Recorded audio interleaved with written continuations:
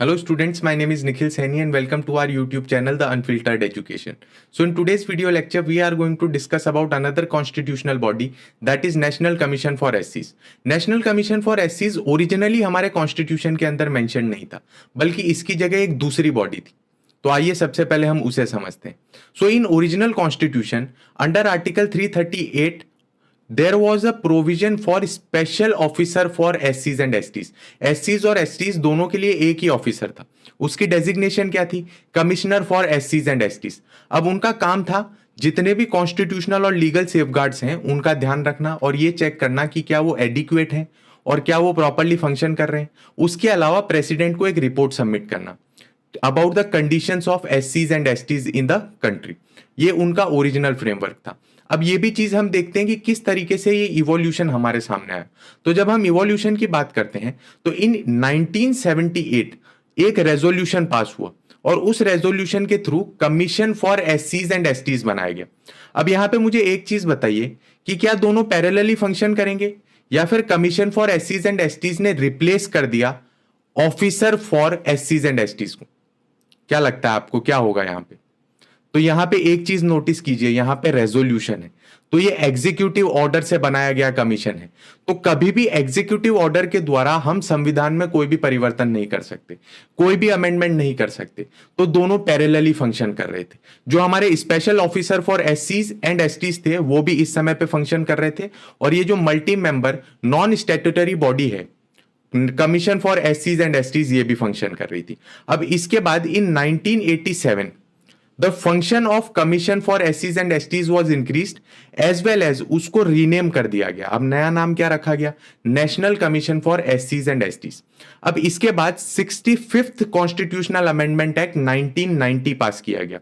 अब ये क्या कहा इसके अंदर यह बताया गया कि जो पुराने स्पेशल ऑफिसर फॉर एससीज एंड एसटीज है उनको रिप्लेस करके अब नेशनल कमीशन फॉर एससीज एंड एसटीज बनाया जाएगा. तो जो सिंगल मेंबर बॉडी थी पहले, अब उसे मल्टी मेंबर बॉडी कर दिया गया. तो अब आप यहां पे एक चीज नोटिस करिए कि ये जो चेंज किया गया कॉन्स्टिट्यूशन के अंदर, ये कॉन्स्टिट्यूशनल अमेंडमेंट एक्ट से किया गया. तो इस समय पे रिप्लेस हुआ. इससे पहले दोनों बॉडी पैरेलली फंक्शन कर रही थी. अब हम बात करते हैं 89th कॉन्स्टिट्यूशनल अमेंडमेंट एक्ट 2003 की. इसके अंदर क्या किया गया कि दोनों बॉडी को बाइफरकेट कर दिया गया. That is national commission for एससीज and national commission for STs. दोनों को अलग अलग कर दिया ताकि दोनों अपने अपने एरिया में प्रॉपरली फंक्शन कर सकें और अपना फोकस पूरा अपने ही काम पे दे पाए, फोकस डिवाइड ना हो. तो यहां पे दो बॉडी बन गई. तो इसी के थ्रू हम देख पा रहे हैं कि अब ये जो हमारा फ्रेमवर्क है ये ऐसा बन चुका है. आइए अब हम आगे जानते हैं कि इनका कंपोजिशन और इनकी कंडीशंस क्या होंगी. तो जब हम कंपोजिशन की बात करते हैं तो एक चेयरमैन होंगे, एक वाइस चेयरमैन होंगे और 3 अदर मेंबर होंगे. अब इन्हें अपॉइंट करेंगे प्रेसिडेंट और जितनी भी सर्विस कंडीशंस हैं, सैलरी रिलेटेड, टेन्योर रिलेटेड, वो सारी डिटरमाइन की जाएंगी प्रेसिडेंट द्वारा. एक चीज हमेशा नोटिस कीजिएगा, जब भी प्रेसिडेंट नाम आए तो दिमाग में ये चीज आ जानी चाहिए कि on the aid and advice of PM and his council of minister. तो ये चीज हमेशा दिमाग में रखना. प्रेसिडेंट अपने डिस्क्रिशन से नहीं करता है बल्कि एड एंड एडवाइस पे करता है, क्योंकि हम पार्लियामेंट्री फॉर्म ऑफ गवर्नमेंट के अंदर है. अब आइए आगे चलते हैं और जानते हैं इनके फंक्शंस क्या क्या है. तो सबसे पहला फंक्शन तो यही होगा कि जितने भी कॉन्स्टिट्यूशनल और लीगल सेफगार्ड हैं उन्हें चेक करेंगे कि क्या वो एडिक्वेट हैं, क्या वो प्रॉपरली फंक्शन कर रहे हैं, क्या उसमें कोई दिक्कत तो नहीं है. ये सारी चीजों के ऊपर निगरानी रखेंगे वो. दूसरी चीज, कोई भी स्पेसिफिक कंप्लेन आती किसी भी एससी द्वारा या फिर कोई अदर मेंबर द्वारा, तो उसके ऊपर ये लोग क्या करेंगे? इंक्वायरी करेंगे, पूरी जांच बैठाएंगे उसके ऊपर. थर्ड, जितने भी प्लान आएंगे सोशो इकोनॉमिक डेवलपमेंट के एससी से रिलेटेड, उसके ऊपर ये एडवाइस करेंगे, उसके अंदर पार्टिसिपेट करेंगे और उसके इंप्लीमेंटेशन को भी सुपरवाइज करेंगे. एक एनुअल रिपोर्ट बना के ये पब्लिश करेंगे. कहां पे? प्रेसिडेंट के सामने. अब प्रेसिडेंट का क्या काम रहेगा इस एनुअल रिपोर्ट के रिगार्डिंग? प्रेसिडेंट इस एनुअल रिपोर्ट को साथ में लेंगे, उसमें कौन कौन सी चीजों पे काम नहीं किया गया है या कौन कौन सी रिकमेंडेशन नहीं मानी गई हैं उसके ऊपर एक मेमोरेंडम बनाएंगे और फिर उसे पार्लियामेंट में पब्लिश करेंगे कि ये पर्टिकुलर हमें रिकमेंडेशन मिली थी पर हमने इस कारणवश इसको इंप्लीमेंट नहीं किया. उसके अलावा अगर किसी स्टेट स्पेसिफिक कोई बात उसमें दी गई है तो प्रेसिडेंट उस स्टेट के गवर्नर को वो रिपोर्ट भेजेंगे और गवर्नर भी वही करेंगे, उस पर मेमोरेंडम बनाएंगे और उसे पब्लिश करेंगे, उसे प्रेजेंट करेंगे स्टेट लेजिस्लेचर के अंदर. तो इस चीज का ध्यान रखिएगा. उसके अलावा ये रिकमेंडेशन देते हैं अपनी तरफ से भी, खुद अपने आप बताते हैं कि ये पर्टिकुलर प्रोविजन आप लाइए वेलफेयर के लिए, डेवलपमेंट के लिए, इनकी प्रोटेक्शन के लिए, तो अपने आप रिकमेंड करने का भी इनके पास अधिकार है। और कोई फंक्शन जो प्रेसिडेंट इन्हें दे देते हैं वो भी इन्हें निभाना पड़ेगा।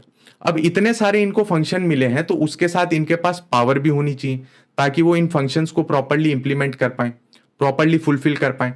तो सबसे पहले ये अपना प्रोसीजर खुद डिसाइड कर सकते हैं कि किस तरीके से काम करेंगे, ये कमीशन अपने आप तय करेगा। दूसरी चीज, इसी कमीशन के पास सिविल कोर्ट की पावर है।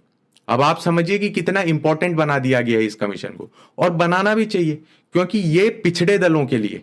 अब आप ये चीज देखिए कि इंडियन सोसाइटी के अंदर इंस्टीट्यूशनलाइज्ड फॉर्म में एक्सप्लॉइटेशन हुआ है, तो जरूरत है कि ऐसा जो भी कमीशन बने उसे मजबूत किया जाए, सुदृढ़ किया जाए। तो क्या क्या इनके पास पावर्स हैं? सबसे पहले समन कर सकते हैं और एग्जामिन कर सकते हैं किसी भी पर्सन को।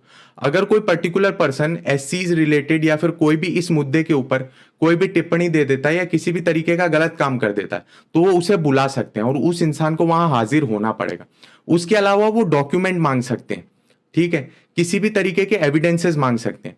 मैंने आपको ये चीज बताई थी जब हम फंडामेंटल राइट्स पढ़ रहे थे कि प्रोटेक्शन अगेंस्ट सेल्फ इंक्रिमिनेशन जो है वो सिर्फ क्रिमिनल केसेस में है, ना कि सिविल केसेस में। तो यहां पे डॉक्यूमेंट मांग सकते हैं, यहां पे एविडेंस मांग सकते हैं कोर्ट। तीसरी चीज, ये पब्लिक रिकॉर्ड्स भी खुलवा सकते हैं किसी भी कोर्ट द्वारा या किसी भी अदर गवर्नमेंट एजेंसी द्वारा। उसके अलावा इनके पास ये पूरी पावर होगी कि ये सारे एविडेंसेस ले सकें एफिडेविट पे, ठीक है। इन सारी चीजों का भी ध्यान रखिएगा। ये विटनेस को बुला सकते हैं, किसी भी इंडिविजुअल को समन करके बोल सकते हैं कि आप गवाही दीजिए, आपने क्या वहां चीज देखी, उस पर्सन को एग्जामिन किया जा सकता है। तो यहां पे मना नहीं किया जा सकता वहां जाने से। इसके अलावा प्रेसिडेंट उनकी पावर बढ़ा भी सकते हैं। तो आप देखिए इनका एरिया जो है बहुत वाइड कर दिया गया, वो इसीलिए ताकि जितना भी एक्सप्लॉयटेशन हो रहा है या जितनी भी प्रॉब्लम है इन इक्वेलिटी की जो इंस्टीट्यूशनलाइज्ड फॉर्म में है इंडियन सोसाइटी में, उसे हटाया जा सके, एक इक्वल सोसाइटी क्रिएट की जा सके। इसके अलावा गवर्नमेंट को कंसल्ट करना पड़ेगा। अब यहां पे गवर्नमेंट दोनों आ गई, state government as well as Indian government, union की जो गवर्नमेंट है। जब भी एससी रिलेटेड कोई भी मेजर पॉलिसी वो इंप्लीमेंट करने का सोचेंगे तो उन्हें इनसे कंसल्ट करना पड़ेगा, इनसे राय मशवरा करना पड़ेगा। जो एंग्लो इंडियंस हैं वो भी इन्हीं के प्रव्यू के अंदर आते हैं। एंग्लो इंडियंस के जो सेफगार्ड्स हैं उनके ऊपर भी ये क्या है, निगरानी रखेंगे, तो ये भी उनके जुरिस्डिक्शन के अंदर है। 2018 से पहले ओबीसीज भी जो है इन्हीं के जुरिस्डिक्शन में आता था, बट 2018 के बाद उनके लिए स्पेशल कमीशन बना दिया गया जिसको हम इसी सीरीज में आगे पढ़ेंगे। So this was all about national commission for एससीज। I hope you like this video lecture. Thank you very much for watching.